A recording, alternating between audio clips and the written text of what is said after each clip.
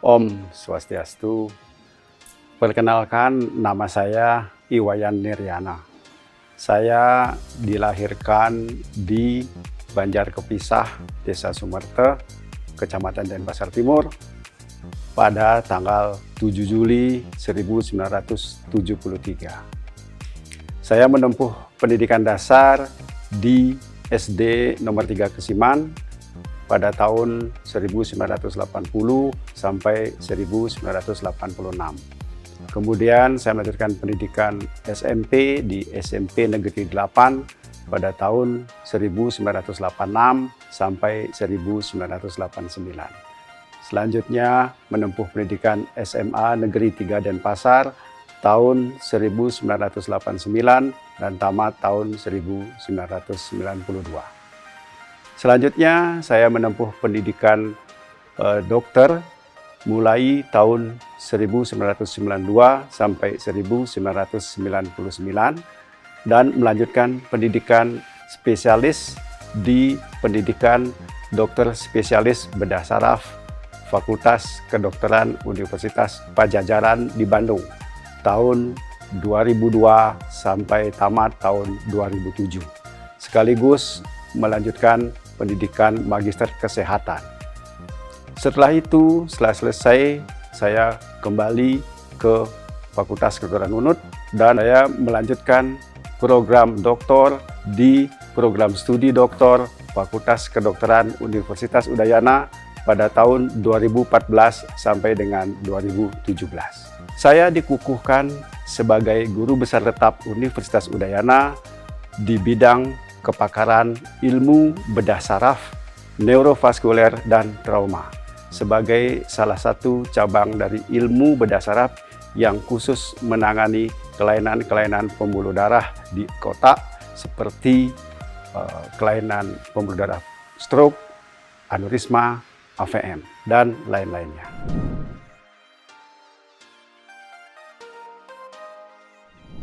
Untuk orasi ilmiah yang akan saya sampaikan berjudul Pelayanan Paripurna Stroke di Era KJSU untuk meningkatkan derajat kesehatan masyarakat Bali menuju Indonesia Emas 2045. Seperti kita ketahui, stroke merupakan salah satu penyebab utama kematian dan kecacatan di dunia. Data global menunjukkan jutaan kasus baru setiap tahunnya dengan beban disabilitas yang sangat besar. Untuk penanganan stroke, kita harus secara paripurna melalui promotif, preventif, kuratif, dan rehabilitasi. Seperti kita ketahui, stroke memiliki berbagai faktor, khususnya yang dapat kita modifikasi seperti hipertensi atau tekanan darah tinggi, diabetes atau kencing manis, dislipidemia atau kolesterol, dan merokok. Semua faktor itu sangat mempengaruhi terjadinya stroke. Demikian pula faktor yang tidak bisa kita modifikasi seperti usia dan riwayat penyakit sebelumnya. Pemahaman terhadap faktor risiko tersebut sangat penting dalam upaya pencegahan primer dan sekunder yang menjadi bagian integral dalam pelayanan stroke secara komprehensif.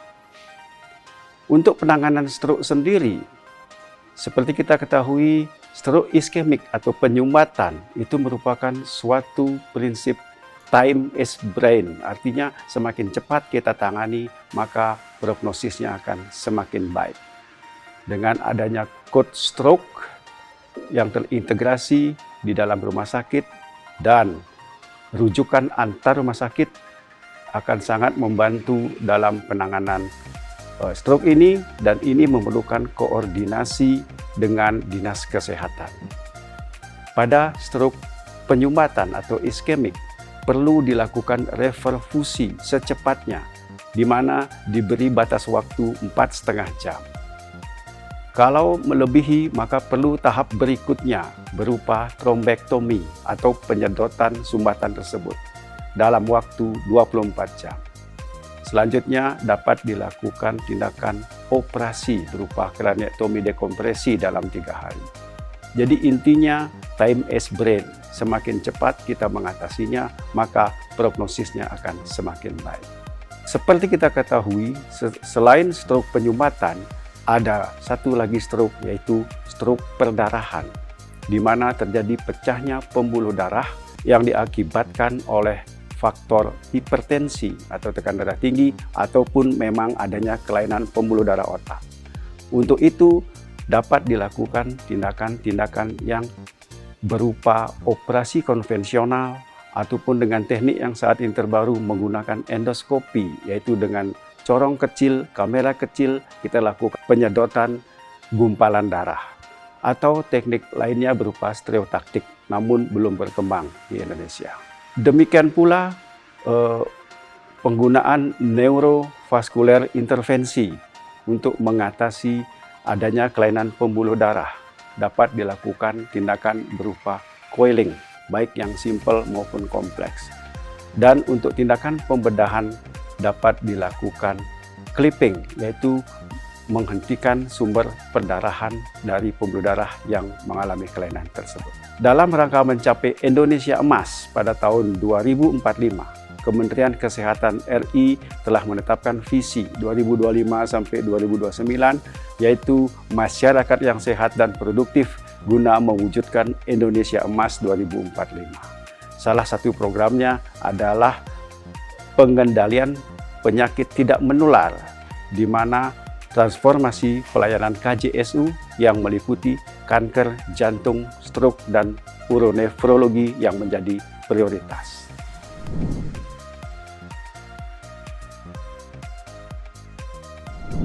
Rumah Sakit Lurah sebagai pusat rujukan KJSU telah mengalami transformasi yang signifikan, di mana adanya investasi pada teknologi imaging dan percepatan workflow memungkinkan diagnosis yang lebih cepat serta respon terapi yang lebih optimal. Hal ini berdampak pada peningkatan jumlah kasus stroke dan aneurisma yang dapat kita tangani, termasuk peningkatan tindakan operasi clipping dan neurointervensi endovaskular. Sistem di era KJSU ini memungkinkan pelayanan yang lebih cepat, tepat, dan terintegrasi bagi pasien stroke. Kemudian, era implementasi KJSU telah membuka peluang yang sangat besar dalam percepatan pelayanan stroke, khususnya pada bidang neurointervensi endovaskuler. Peningkatan ini tidak hanya mencerminkan bertambahnya kapasitas layanan, tetapi juga menunjukkan adanya percepatan alur diagnosis dan terapi yang sangat krusial dalam penanganan stroke iskemik. Selain peningkatan jumlah kasus, sistem KJSU juga memungkinkan percepatan waktu dari onset hingga tindakan pembedahan yang merupakan faktor yang krusial dalam menentukan prognosis pasien.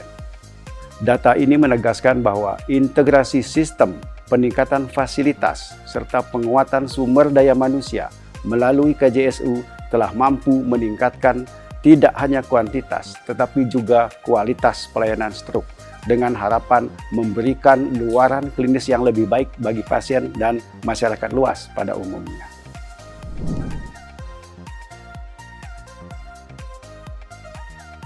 Saya berkomitmen untuk tetap melaksanakan Tridharma Perguruan Tinggi melalui beberapa hal yang akan saya lakukan.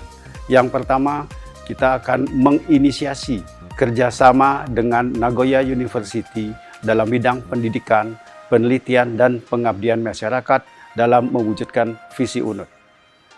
Berikutnya, mengembangkan pendidikan bedah saraf neurovaskuler di Fakultas Kedokteran UNUD melalui pembukaan pendidikan fellowship ataupun SP2. Selanjutnya, meningkatkan publikasi penelitian tentang bedah saraf neurovaskuler bekerja sama dengan institusi lain, baik di dalam maupun di luar negeri. Di atas segalanya, saya mengucapkan terima kasih yang tak terhingga kepada Ida Sang Hyang Widiwasa, Tuhan Yang Maha Esa, Ida Bathara Sami, leluhur, pedarman, dan Bathara Sungsungan atas anugerah yang maha besar ini. Semoga dengan dikukuhkannya, saya sebagai guru besar tetap Fakultas Kedokteran Universitas Udayana dapat bermanfaat dan berdaya guna bagi Fakultas Kedokteran Universitas Udayana, masyarakat Bali pada khususnya, dan Indonesia pada umumnya. Demikian profil singkat saya. Atas perhatiannya, terima kasih. Om Santi Santi Santi Om.